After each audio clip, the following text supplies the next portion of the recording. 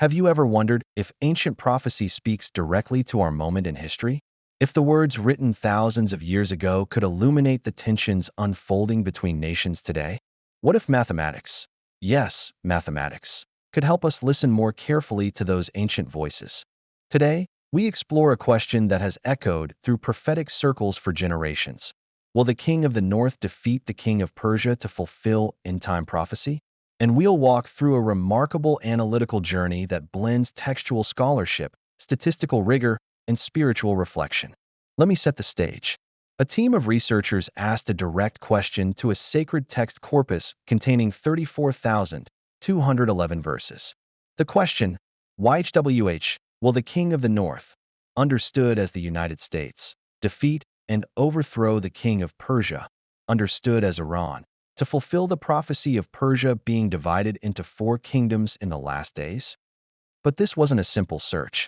This was a protocol called SHIELD 15.1, a 12-signal analytical framework that examines text through multiple independent channels: identity markers, inheritance themes, priesthood patterns, covenant language, temporal signals, and more.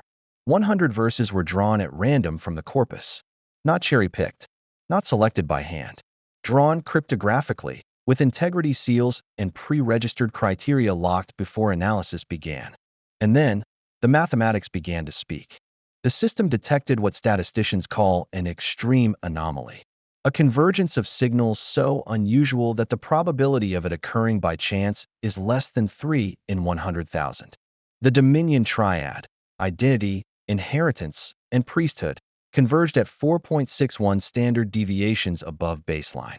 That's nearly 7 times what random expectation would produce.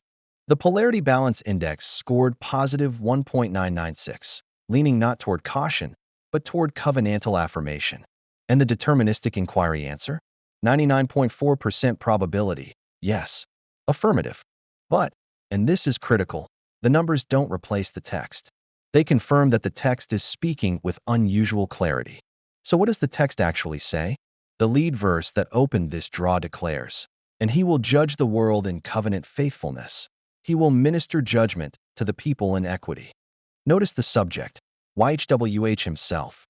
Not human strategy, not military might, covenant faithfulness, equity. Then came the most direct textual anchor for the question, verse 13,853.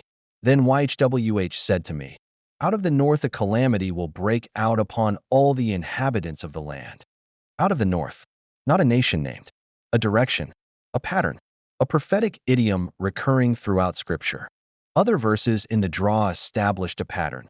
When YHWH delivers a people into hand, the response is consecrated action, no covenant parity, no mercy outside the covenant boundary. The ancient language of devote to destruction appears not as a general principle for warfare, but as a covenantal boundary for specific, appointed judgments. 30 of the 100 verses carried themes of timing and appointed season. Day, hour, appointed, completed. The repetition signals that the action described is bound to a divine calendar. The question of when is answered not with speculation, but with, at the appointed place, in the appointed season. And then this declaration, verse 25-24, "Yours, O YHWH, is the greatness, and the power, and the sacred glory, and the victory, and the majesty, because all that is in the cosmos and in the earth is yours. Yours is the kingdom, O YHWH, and you are exalted as head above all." Human kings, whether called king of the north or king of Persia, operate within a kingdom that belongs to YHWH. Victory, power, majesty, his to assign. Rulers are summoned to hear, not to presume. So what do we make of this? The drawn text, confirmed by extreme statistical anomaly, answers yes, but with covenantal precision. First, the victory is YHWH's to assign, not America's, not Iran's, his. Second, the calamity from the north is his declaration. The text does not name modern states. It names a prophetic pattern. When calamity breaks forth from that quarter, it is YHWH who speaks it.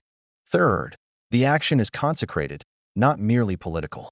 This is not a blanket endorsement of geopolitical maneuvering. It is a boundary for covenantal standing. Fourth, the timing is appointed, not accidental.